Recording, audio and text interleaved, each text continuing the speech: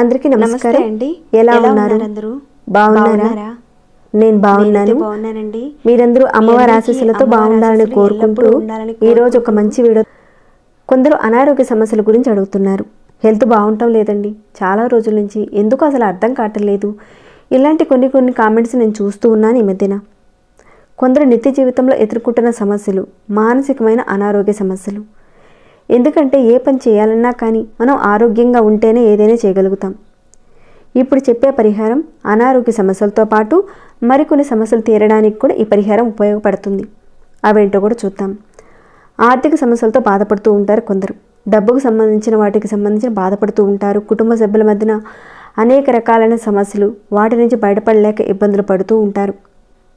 వాటి నుంచి బయటపడే మార్గాలు మీకు తెలుస్తాయి ఈ పరిహారం చేయడం వల్ల. చాలామంది అంటూ ఉంటారు, మేము ఎన్నో పరిహారాలు చేశామండి, పూజలు చేస్తూ ఉంటాము, వ్రతాలు చేస్తూ ఉంటాము, హోమాలు చేస్తూ ఉంటాం, కానీ మా కోరికలు తీరటం లేదు, సమస్యల నుంచి బయటపడే మార్గాలు మాకు తెలియటం లేదు. పోనీ ఒక సమస్య నుంచి బయటపడితే మరొక సమస్య, ఒకదాని మీద ఒకటి సమస్యలు వస్తూనే ఉన్నాయి, ఏది కూడా కలిసి రావటం లేదు. ఈ రకంగా ఎవరికైతే మీకు అనిపిస్తుందో తప్పకుండా ఈ పరిహారం చేసుకోండి. ఈ పరిహారాన్ని కార్తీక మాసంలో చేసుకుంటే మరింత ఎక్కువ ఫలితాలు ఉంటాయి. లేదంటే వేరే మాసంలోనైనా సరే చేసుకోవచ్చు.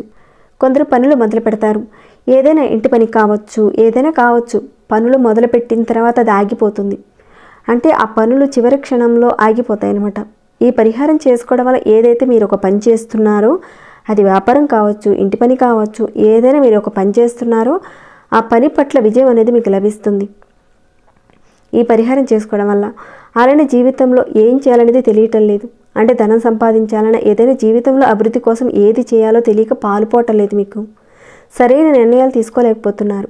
అంటే మీరు ఒక వ్యాపారం మొదలు పెట్టదాం అనుకుంటున్నారు, ఏం చేద్దాంలే, ఎలా అవుతుందో ఏమిటోలే, వద్దులే అని ఇలా మీరు ఒక నిర్ణయం అనేది తీసుకోక ఊగిసలాడుతూ ఉంటారు. మీరు ఇలా ఎవరైతే ఉన్నారో అలాంటి వారు ఈ పరిహారాన్ని చేయడం వల్ల మీరు కరెక్ట్గా మీరు ఆ టైంకి తగ్గట్టుగా నిర్ణయాలు తీసుకుంటారు.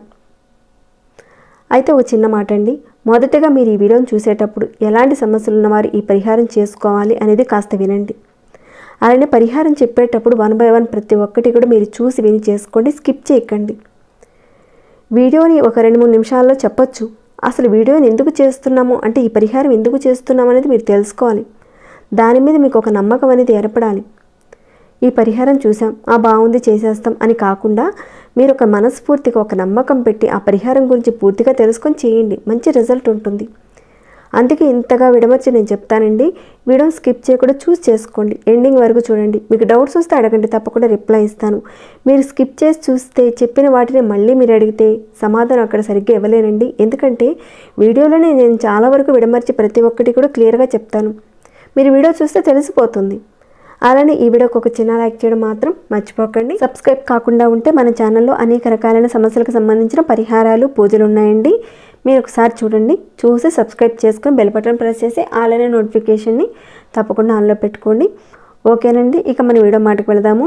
ఈ పరిహారం చాలా ఈజీగా ఉంటుంది, కానీ శక్తివంతమైన పరిహారం. మీరు నెలసరిలో ఉన్నప్పుడు మాత్రం ఈ పరిహారం చేయకండి. అలానే మైలుంటే కూడా చేయకూడదు. ఇంకా ఆ రోజున ఈ పరిహారం మీరు చేసేటప్పుడు నాన్ వెజ్ అలాంటివి మాత్రం తిని చేయకండి. ఇవన్నీ కూడా నియమాలండి, ప్రతి ఒక్క వీడియోలో చెప్తాను.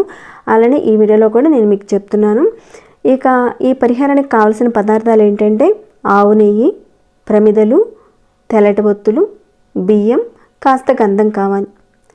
ఈ పరిహారాన్ని మీరు సోమవారం రోజున చేయాలి. మీరు సోమవారం రోజున చక్కగా ఉదయాన్నే లేచి స్నానం చేసుకుని ఈ పరిహారం చేయాలి. తల స్నానం అవసరం లేదండి, మామూలు కంఠ స్నానం చేస్తే సరిపోతుంది. ఈ పరిహారాన్ని మీరు 3 విధాలుగా చేసుకోవచ్చు. 1 ఇంటిలో చేసుకోవచ్చు, 2 మారేడు చెట్టు దగ్గర చేయొచ్చు, 3వది గుడిలో కూడా చేయొచ్చు. ముందుగా ఈ పరిహారం విషయంలో మట్టి ప్రమిదలు తీసుకోండి. 2 మట్టి ప్రమిదలు తీసుకోండి, ఒకదాని మీద ఒకటి మట్టి ప్రమిద పెట్టండి. పెట్టిన తర్వాత దానిలో నెయ్యి వేసి, అంటే ఆవు నేతిని వేసి, 2 తెల్లటి ఒత్తులు వేసి విడివిడిగా ఇక్కడ చూపించిన విధంగా విడివిడిగా వేయండి. అంటే 2 ఒత్తులు ఒకటి చొప్పున కాదండి, ఒక ఒత్తి చొప్పున 2 ఒత్తులు వేయాలి. ఇక్కడ మీరు చూసారు కదా, ఆ రకంగా. ఆవు నెయ్యి లేదండి, కొబ్బరి నూనె, వేరే ఇతర నూనెలు వాడొచ్చా అని మాత్రం అడగండి. కేవలం ఆవు నెయ్యిని మాత్రమే వాడాలి పరిహారానికి. మీరు ఈ పరిహారాన్ని సోమవారం రోజున సాయంత్రం 5 గంటల నుంచి 7 గంటల లోపుగా చేయాలి. మీరు ఉదయం స్నానం చేసినా కానీ సాయంత్రం మామూలుగా స్నానం చేసి చేయాలి.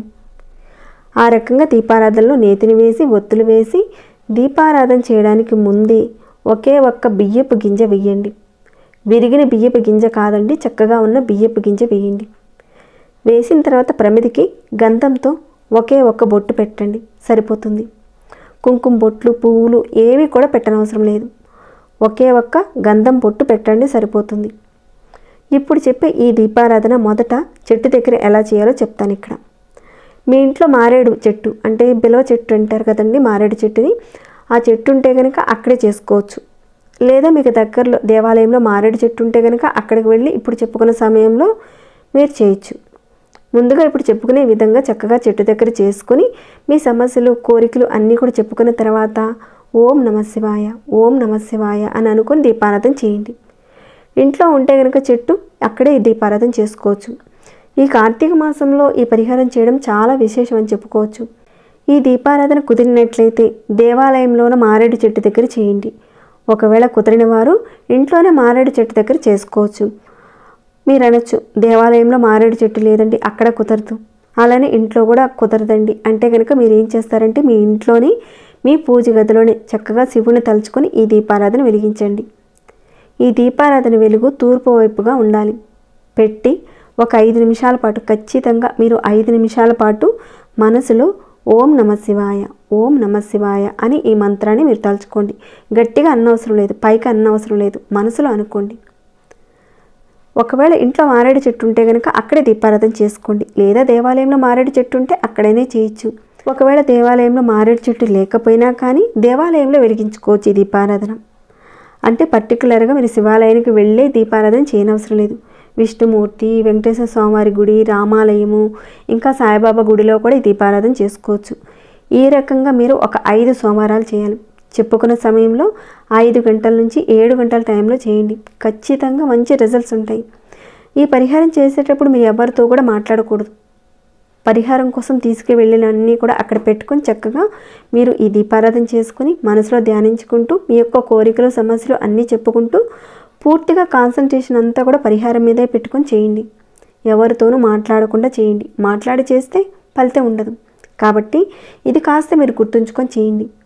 ఇక ఈ ప్రమిదలన్నింటినీ కూడా ప్రతి సోమవారం క్లీన్ చేసి వీటిని చక్కగా ఉపయోగించుకోవచ్చు. ఇంట్లో మీరు ఉపయోగించుకునేటట్లయితే, ఒకవేళ మీరు దేవాలయంలో మీరు అక్కడ వెలిగించుకున్నట్లయితే ప్రమిదల్ని అక్కడే వదిలేసేయండి. మీకు కుదిరితే కనుక తప్పకుండా మారేడు చెట్టు దగ్గర చేయడానికి చేయండి. అంటే దేవాలయంలో ఉన్న మారేడు చెట్టు దగ్గర కానీ లేదంటే ఇంట్లో ఉన్న మారేడు చెట్టు దగ్గర కానీ చేయండి. ఒకవేళ కుదరినప్పుడు నార్మల్గా ఇంట్లోనైనా సరే దీపారాధన చేసుకోవచ్చు. లేదంటే మామూలుగా దేవాలయంలోనైనా సరే ఈ దీపారాధన చేసుకోవచ్చు. ఒకవేళ పక్కింటి వాళ్ళ ఇంట్లో మారేడు చెట్టు ఉందండి, వెలిగించుకోవచ్చు అంటే కనుక అక్కడికి వెళ్ళైనా సరే వాళ్ళ పర్మిషన్ ఒకసారి మీరు తీసుకుని అక్కడ మారేడు చెట్టు దగ్గర ఈ దీపారాధన చేసుకోవచ్చు. తప్పేమి లేదండి, తప్పకుండా చేసుకోవచ్చు. ఈ పరిహారం చాలా శక్తివంతమైందండి. ఎవరైతే మానసికమైన సమస్యలతో కొట్టుమిట్టాడుతున్నారో మీ సమస్యల్ని అలా తేలిగ్గా ఉదిపారేస్తుంది. ఆ శివభగవానుడు ఐశ్వర్యం కలిగిస్తాడండి. తప్పకుండా మీకు కుదిరిన ఒక సోమవారం రోజున ఈ పరిహారాన్ని చేయండి, మంచి రిజల్ట్స్ని చూస్తారు. ఇక ఈ వీడియోని ఎంతటితో ముగిస్తున్నాను. ఇంకేమైనా డౌట్స్ ఉంటే కనుక అడగండి, రిప్లై ఇస్తాను. ఇంకా మీ మనసుకి ఎలా అనిపించిందనే మాట చెప్పండి. సబ్స్క్రైబ్ కాకుండా ఉంటే సబ్స్క్రైబ్ చేసుకోండి. లైక్ చేయని వారు ఒక చిన్న లైక్ చేసి ప్రతిరోజు మన ఛానల్లో ఉన్న వీడియోస్ని చూస్తూ ఉండండి. మరొక భక్తి వీడియోలో మళ్ళీ మిమ్మల్ని కలుసుకుంటాను. అంతవరకు సెలవు.